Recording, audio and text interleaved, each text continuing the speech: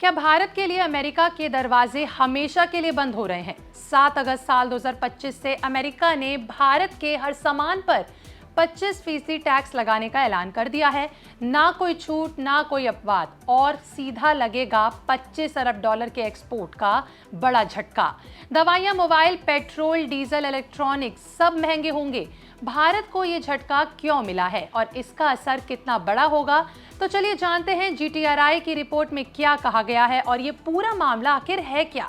मैं आपके साथ अनीशा और आप देख रहे हैं विस्तार। देखिए, ट्रंप सरकार ने कहा है कि अब से भारत का कोई भी सामान अमेरिका में बेचा जाएगा तो उस पर सीधा 25% टैक्स लगेगा।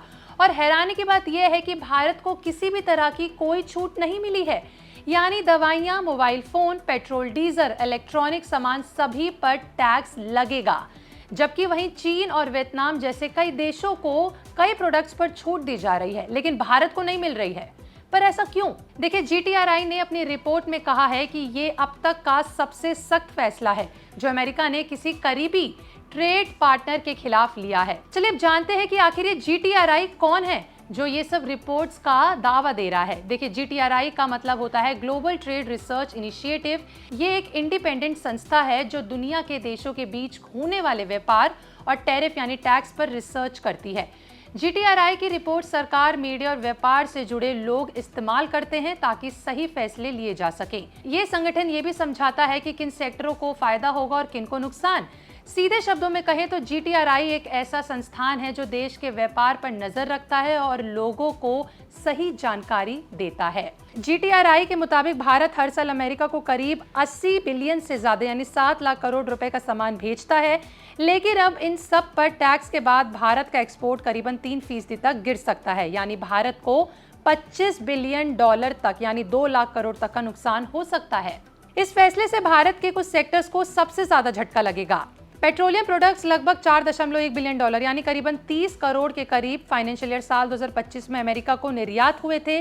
स्मार्टफोन और इलेक्ट्रॉनिक्स को अमेरिका को भेजे गए भारत के निर्यात से लगभग $10.9 बिलियन यानी लगभग 90,000 करोड़ के करीब का झटका। दवाइयां $9.8 बिलियन यानी करीबन 80,000 करोड़ के करीब का निर्यात किया गया था।